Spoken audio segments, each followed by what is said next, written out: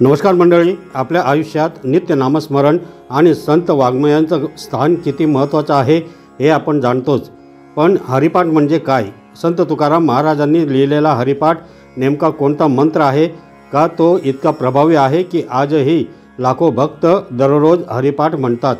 आजच्या या विशेष व्हिडिओमध्ये आपण हरिपाठाचं गूढ आणि महत्त्व याचा सखोल वेध घेणार आहोत। शेवटपर्यंत हा व्हिडिओ नक्की पहा आणि हा अध्यात्माचा अमृततुल्य संदेश इतरांपर्यंत नक्की पोचवा। तर मंडळी, आपल्या आयुष्यात असंख्य संघर्ष, अडचणी आणि दुःख येतात। अशा वेळेस आपल्याला खूप विचार येतात आणि आपण यशस्वी होणार का? आयुष्यात खूप समस्यांमध्ये आपण कुठे जाऊ? कधीतरी सुखाची अनुभूती होईल का? पण यावर एकच उत्तर आहे, विश्वास आणि धैर्य। प्रत्येक व्यक्तीला त्याच्या जीवनातील समस्यांशी सामना करावा लागतो, पण त्याच्याकडून येणारा प्रतिसाद काय असावा हे ठरवणं त्याच्या हातात आहे। आध्यात्मिक साधना आणि हरिपाठ हे त्या संघर्षात जणू एक ज्योतीचं स्रोत ठरू शकतात, जे आपल्याला अंधारातून प्रकाशाकडे मार्गदर्शन करतात। संत तुकाराम महाराज हे एक असे महान संत होते, ज्यांनी आपल्या जीवनाच्या अडचणी, दुःख आणि संघर्षाचा सामना करत हरिपाठ या साधनेच्या माध्यमातून आत्मसाक्षात्कार केला। त्यांनी प्रत्येक व्यक्तीला सांगितलं, तुमच्या जीवनात कितीही मोठे संकट असले तरी हरी हरी म्हणत राहा, त्यांचं नामस्मरण करा। त्यांच्या या अत्यंत साध्या परंतु गहन संदेशाने लाखो लोकांना आत्मविश्वास दिला आणि जीवनाला एक नवा अर्थ दिला। सर्वांनाच आयुष्यात कधी ना कधी संघर्ष आणि तणावाच्या वादळाशी सामना करावा लागतो, परंतु संत तुकाराम महाराज यांनी सांगितलं की तुम्ही जरी सर्व काही गमावलं तरीही तुमच्याकडे एक गोष्ट कायम आहे, हरीचं नाम। हरी म्हणणं किंवा हरिपाठचा जप केल्याने आत्मिक उन्नती, मानसिक शांती आणि मानसिक सामर्थ्य वाढते। हे नाम आपल्याला निराशा आणि अशांततेपासून मुक्त करतं आणि आपल्याला अडचणींवर मात करण्याचा उत्साह प्रदान करतं। हेच कारण आहे की हरिपाठ करत असताना आपल्या जीवनात एक दृष्टिकोन बदलतो। तुम्ही नेहमी विचार करत असाल हे अशक्य आहे, पण त्याच वेळी हरिपाठ आपल्याला सांगतो हे शक्य आहे। आजच्या घडीला आपल्याला निराशा आणि तणावाशी लढायचं आहे। दुःख आणि संकट आले की आपल्या मनात प्रश्न निर्माण होतात, आता पुढे काय? पण त्यावेळी हरिपाठ हे आपल्या मनाला सांगतो की तुम्ही ज्या गडद वाऱ्याच्या तडाख्याखाली उभे आहात, त्या वाऱ्याची गती तुम्हाला पुढे घेऊन जाईल। हे केवळ एक पडाव आहे, पण ते संकट असो, दुःख असो की थोडीशी निराशा असो, हरिपाठाचा उच्चार करत राहा आणि तुमचं आयुष्य एका नवीन दिशेला जाईल। प्रत्येकाला आयुष्यात त्याच्या दैनंदिन संघर्षाशी सामना करावा लागतो, कधी शारीरिक, कधी मानसिक आणि कधी आत्मिक। अशा सर्व प्रकारच्या आव्हानांचा आपण सामना करतो आणि याच वेळी हरिपाठ आपल्याला एक मार्गदर्शन देतो। जेव्हा जीवनाच्या सर्व दिशांमध्ये अस्पष्टता असते, तेव्हा हरिपाठ म्हणजे एक चमकता दिवा जो आपल्याला मार्ग दाखवतो। निराश होण्याची आवश्यकता नाही। तुम्ही जेव्हा हरिपाठ कराल तेव्हा तुम्ही प्रत्येक अडचणीतून बाहेर येऊ शकता, असे तुकाराम महाराज म्हणतात। हरिपाठ हा संत तुकाराम महाराजांनी रचलेला एक अत्यंत महत्त्वाचा आणि प्रभावी भक्तिपाठ आहे।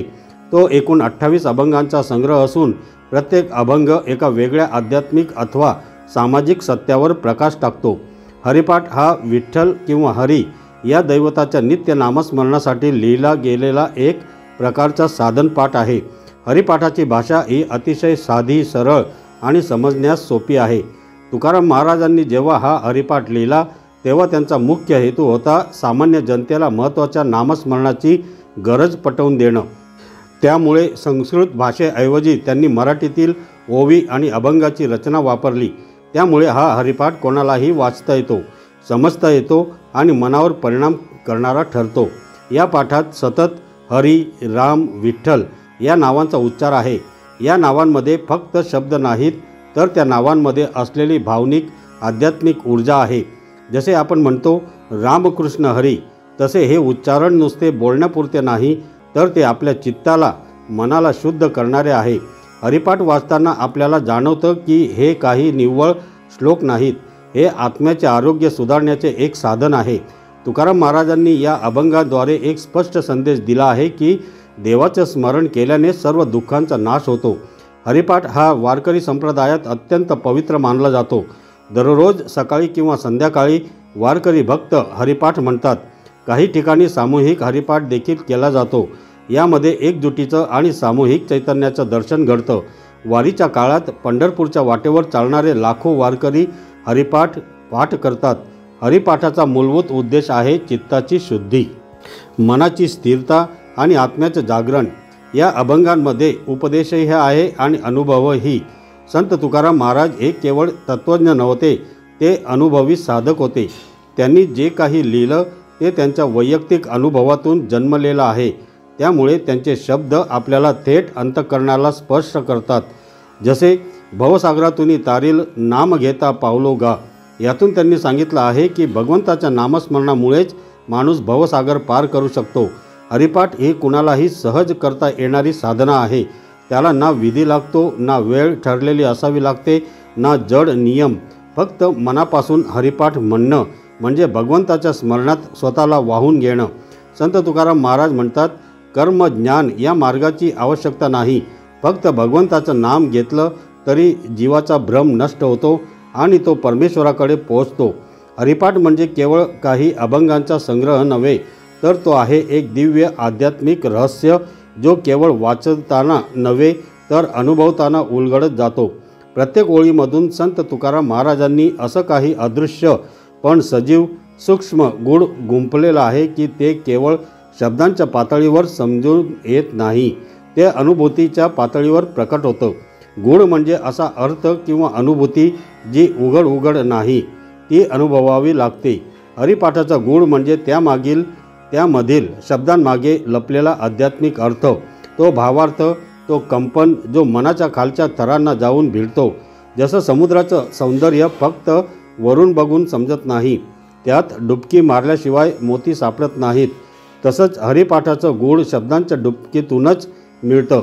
हरिपाठातील प्रत्येक अभंग, प्रत्येक ओळ फक्त शब्द म्हणून ऐकली तर ती सुंदर वाटते, पण जर ती मनाशी जोडून भावनेने आणि आत्म्याच्या ठिकाणी उतरवून घेतली तर ती बदल घडवणारी ठरते. हेच त्याचं गूढ आहे. हरिपाठाचं गूढ हे बुद्धीला नाही तर श्रद्धेला कळतं. हे गूढ त्या व्यक्तीला अधिक जाणवतं जो त्याला नित्य अनुभवतो. अनेक वारकरी हरिपाठ म्हणतात आणि त्यांच्या अनुभवातून असे प्रकार ऐकायला येतात. तुकाराम महाराजांनी हरिपाठात ज्या नावांचा वापर केला आहे, हरी, राम, विठ्ठल, हे केवळ देवांची नावं नाहीत. त्या ध्वनींमध्ये कंपन आहे, चेतना आहे. ध्यानधारणेमध्येही मंत्रोच्चार याच कारणामुळे करतात. ध्वनींचा परिणाम मनावर आणि शरीरावर होतो. हरिपाठाचे शब्द हे मनाला स्थिर करतात, चित्त शांत करतात. हरिपाठ हे केवळ नामस्मरण नसून ध्वनिशुद्धीचं साधन आहे. हरिपाठातील प्रत्येक अभंग ही आहे एक पायरी जी अंतर्मुखतेकडे घेऊन जाते. ही यात्रा बाहेरची नाही, ती आहे स्वतःच्या आत जाण्याची, अंतर्मनाशी संवाद साधण्याची. म्हणजे मनाची एकाग्रता, स्थैर्य हीच ती साधना ज्यामुळं माणूस अंतर्मुख होतो आणि ती एकदा साधली की नामस्मरणातून जीवनातील सगळे प्रश्न सुटू लागतात. हेच त्या गूढतेचे मूळ आहे. हरिपाठाचं गूढ हे केवळ आध्यात्मिक नाही तर व्यावहारिक आहे. एक मनःशांती मिळाल्यावर मन निरामय होतं, निर्णय क्षमतेत सुधारणा होते, नातेसंबंध सुधारतात, क्रोध कमी होतो, ईर्ष्या, लोभ, द्वेष आपोआप गळून पडतात, आत्मविश्वास वाढतो. हा परिणाम कुठल्या मानसोपचारशास्त्राने दिला नाही, तो हरिपाठाच्या गूढतेनं दिला. हरिपाठ रोज म्हणणं, त्याच शब्दात नव्या अर्थाचा शोध घेणं हीच गूढता उलगडायची गुरुकिल्ली आहे. त्यामुळे हे गूढ उलगडण्यासाठी आवश्यक आहे भावना, आस्था, नित्य नामस्मरण. तुम्ही दररोज एकच अभंग पुन्हा पुन्हा म्हणाल तरी त्याचा अर्थ प्रत्येक दिवशी वेगळा वाटू लागतो. हेच गूढ हरिपाठाचं रहस्य म्हणजे शब्दांपलीकडचं चैतन्य आहे. ते पुस्तकात नाही, मंदिरात नाही, ते तुमच्या हृदयात आहे. जेव्हा तुम्ही हरिपाठ म्हणता तेव्हा तुमचं अंतर्मन हळूहळू बदलतं, त्याचं शुद्धीकरण होतं आणि हे परिवर्तन दिसत नाही पण ते अनुभवता येतं. हरिपाठाचं गूढ हे अनुभूतीत आहे. हरिपाठाचं गूढ हे नित्य स्मरणात आहे. हरिपाठाचं गूढ हे शब्दांमधून नाही, शब्दांच्या पलीकडून उमगणारं आहे. दररोज हरिपाठ म्हणणं म्हणजे मानसिक शांतीचा अनमोल मार्ग. अनेक भक्त सांगतात की हरिपाठामुळे त्यांना चिंता, नैराश्य आणि वैफल्यातून मुक्ती मिळाली. कामकाज, संसार, नातेसंबंध यामध्ये समतोल ठेवण्यासाठी हरिपाठ उपयोगी ठरतो। तो ध्यानाच्या, स्मरणाच्या आणि आत्मचिंतनाच्या पायऱ्या निर्माण करतो। अनेक लोक दररोज सकाळी हरिपाठ म्हणतात आणि दिवसभर सकारात्मक ऊर्जा अनुभवतात। हरिपाठ म्हणजे फक्त शब्दांचा समूह नव्हे, तो म्हणजे साधकाच्या हृदयाची पुकार आहे। तो म्हणजे मानसिक शुद्धीचा आरंभबिंदू आहे आणि म्हणूनच जिथे हरिपाठ असतो तिथे मानसिक प्रसन्नता, शांती आणि भगवंतांचं चैतन्य नांदतं। तर मंडळी, व्हिडिओ आवडला असेल तर नक्की लाईक करा, शेअर करा, कमेंटमध्ये रामकृष्ण हरी असे नक्की लिहा आणि तुमचा अनुभव कमेंटमध्ये नक्की शेअर करा आणि चॅनलला सबस्क्राईब करायला विसरू नका। जय हरी विठ्ठल, रामकृष्ण हरी। धन्यवाद।